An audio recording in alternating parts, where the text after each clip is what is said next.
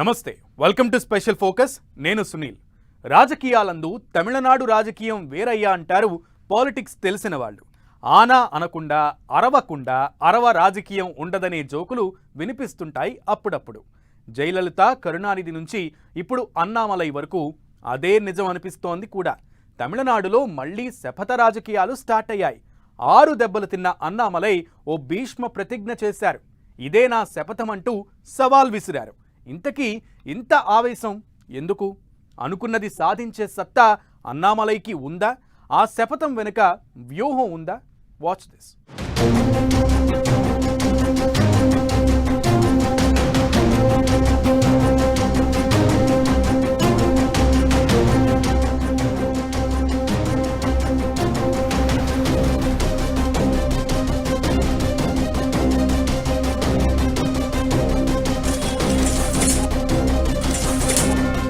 అన్నామలై 6 కొరడా దెబ్బలు. డిఎంకేను దింపే వరకు చెప్పులు వేసేదేలే. తమిళనాడు బీజేపీ చీఫ్ భీష్మ ప్రతిజ్ఞ. తమిళనాడులో మళ్లీ శపథ రాజకీయాలు. డిఎంకేను దించే సత్తా బీజేపీకి అసలు ఉందా? అన్నామలై శపథం వెనుక వ్యూహమేంటి?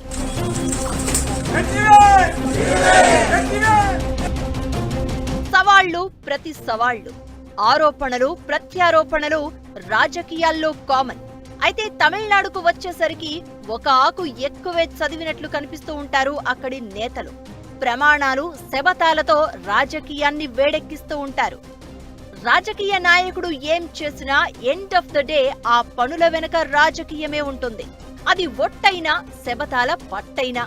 అన్నామలై విషయంలో ఇప్పుడు అదే చర్చ జరుగుతోంది. అన్నామలై చేసిన ఒక్క పనితో రాజకీయం వేడెక్కింది. అన్నా యూనివర్సిటీలో విద్యార్థినిపై లైంగిక దాడి ఘటనపై అన్నామలై ఘాటుగా రియాక్ట్ అయ్యారు. రాష్ట్రంలో మహిళలపై అఘాయిత్యాలు పెరిగాయని ఆందోళన వ్యక్తం చేస్తూ 6 కొరడా దెబ్బలు కొట్టుకుని నిరసన తెలిపారు. డిఎంకే సర్కారును గద్దె దించే వరకు చెప్పులు వేసుకోను అని ప్రతిజ్ఞ చేశారు. వచ్చే ఫిబ్రవరిలో రాష్ట్రంలోని 6 మురుగన్ గుళ్లను దర్శించుకుంటాను అని చెప్పారు.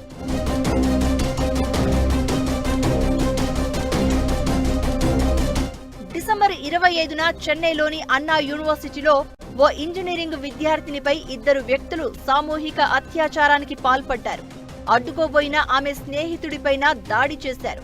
ఆమెపై ఒకరి తర్వాత ఒకరు విద్యార్థినిపై అఘాయిత్యానికి పాల్పడుతూ ఫోన్లో వీడియో తీశారు. బాధితురాలి ఫిర్యాదుతో పోలీసులు నిందితుణ్ణి అరెస్ట్ చేశారు. మరొకరి కోసం గాలిస్తున్నారు. ఈ ఘటనపై స్పందించిన అన్నామలై ప్రభుత్వంపై ఆరోపణలు గుప్పించారు. ఇంజనీరింగ్ విద్యార్థి వివరాలు ఉన్న ఎఫ్ఐఆర్ లీక్ కావడంపై ఫైర్ అయ్యారు. బాధితురాలి వ్యక్తిగత గోప్యతకు భంగం వాటిల్లేలా ఎఫ్ఐఆర్ లీక్ చేయడం వెనుక ప్రభుత్వ హస్తం ఉందని మండిపడ్డారు. డిఎంకే ప్రజా వ్యతిరేక పాలనను నిరసిస్తూ తనకు తాను కొరడా దెబ్బలు కొట్టుకున్నారు. అన్నామలై భీష్మ ప్రతిజ్ఞతో తమిళనాడులో మళ్లీ శపథ రాజకీయాలు తెరమీదకు వచ్చాయి. జయలలిత నుంచి కరుణానిధి, శశికళ వరకు చాలాసార్లు చాలా రకాల శపథాలు చేశారు. చాలా శపథాలు సక్సెస్ అయ్యాయి కూడా. దీంతో ఇప్పుడు అన్నామలై ప్రతిజ్ఞపై కొత్త చర్చ మొదలైంది. అన్నామలై నిరసన దేశవ్యాప్తంగా వైరల్ అయ్యింది. నిజానికి తమిళనాడులో పార్టీని బలోపేతం చేయాలని బీజేపీ ఎప్పటినుంచో వ్యూహాలు రచిస్తోంది. ఆ ప్రయాణంలో దొరికిన ఆయుధమే అన్నామలై.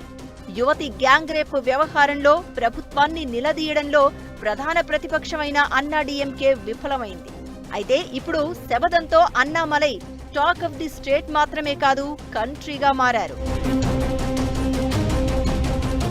నేను జోళ్ళు వేసుకోను, నేను కంచికరతో కొట్టుకుంటాను, ఇవన్నీ చెప్పి మొత్తం నిన్న దేశంలో మీడియా అందరూ అన్ని ఏరియాస్కి తీసుకెళ్ళేది చూపెడతాం. ఒక విశేషంగా చేయటం తప్పకుండా అటెన్షన్ వరకు సాధించాడు. తమిళనాడు రాజకీయంలో కొత్త కాదు. తమిళనాడు రిలీజియన్లో కూడా ఇలాంటి పనులు చేయటం ఎప్పటి నుంచో అలవాటు ఉన్నారు కూడా. తమిళనాడు రాజకీయాల్లో 2 ప్రాంతీయ పార్టీలదే హవా.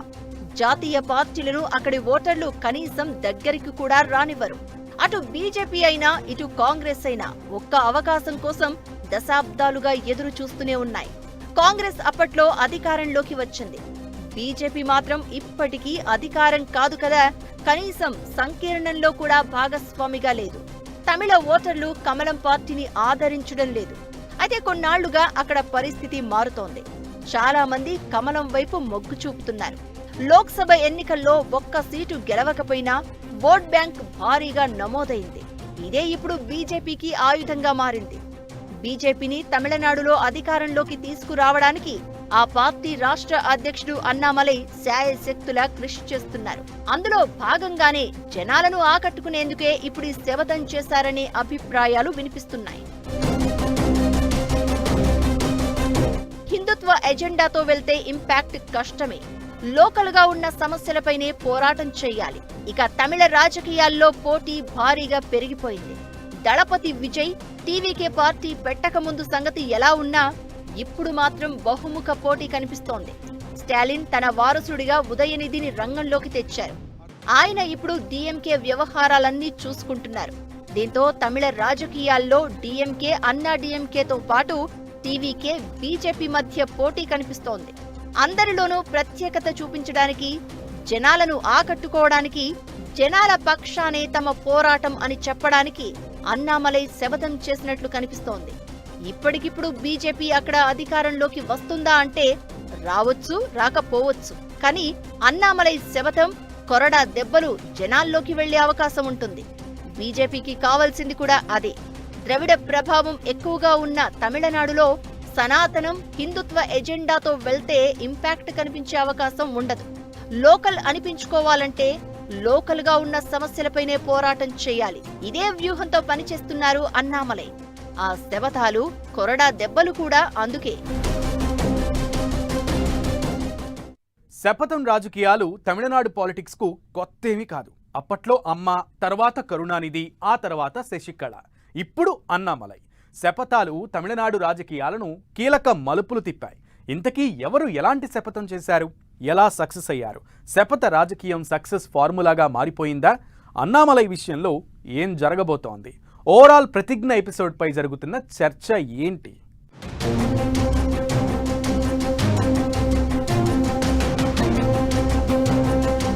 శపథ రాజకీయాలే సక్సెస్ ఫార్ములానా?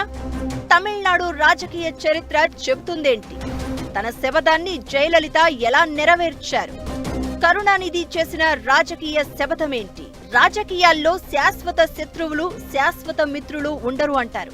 అయితే తమిళనాడు రాజకీయాల్లో మాత్రం సీన్ రివర్స్. పొలిటికల్ దిగ్గజాలు కరుణానిధి, జయలలిత జీవితాంతం కత్తులు దూసుకుంటూనే ఉన్నారు.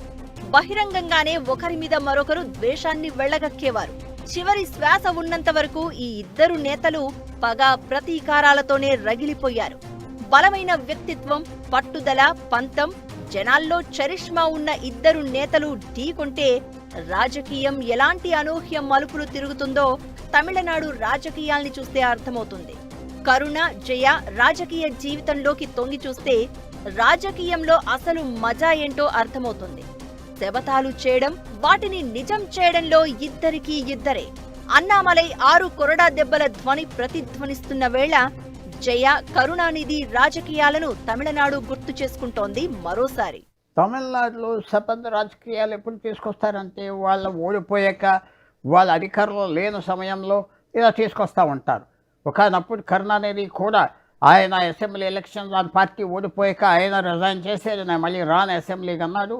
జయలలిత కూడా అవమానం జరిగినప్పుడు అసెంబ్లీలో ఆ అపోజిషన్ లీడర్గా ఉన్నప్పుడు నేను మళ్ళీ రాను, ముఖ్యమంత్రిగా వస్తానని శపథ తీసుకోవటం.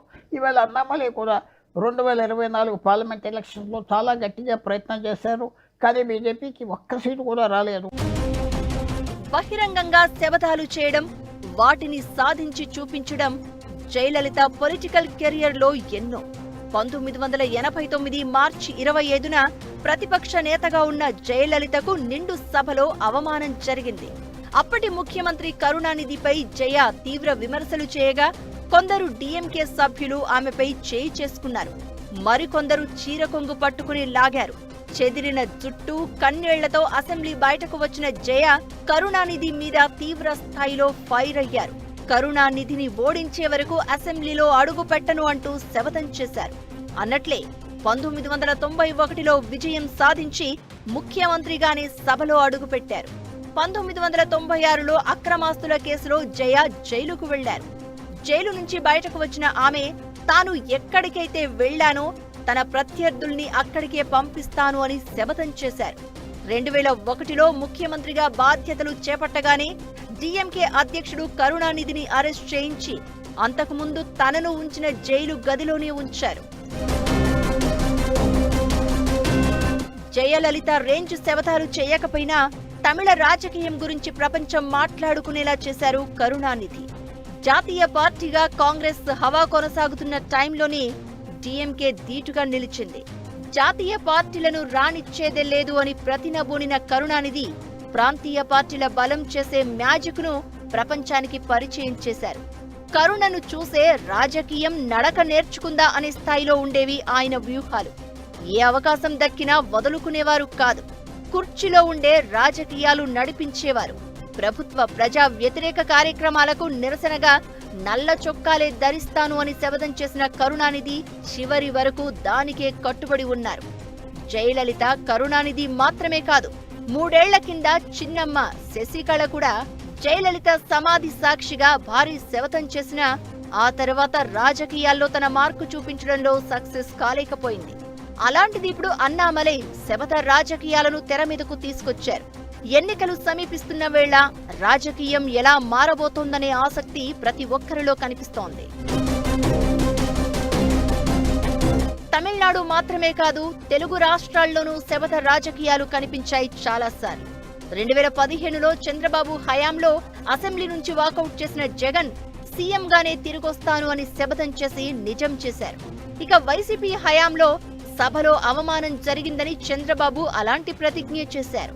సీఎంగానే అడుగు పెడతాను అని శపథం చేసిన చంద్రబాబు అద్భుత విజయం దక్కించుకున్నారు. ఇలా శపథ రాజకీయాలు చాలా వరకు సక్సెస్ అయినట్లే. జనాలను అట్రాక్ట్ చేయడం, అటెన్షన్ డ్రా చేయడంతో పాటు సింపతి వర్కౌట్ అయ్యేలా చేస్తోంది. మరిప్పుడు అన్నామలై విషయంలో ఏం జరుగుతుందన్నది మాత్రం ఎన్నికల వరకు వెయిట్ చేయాల్సిందే.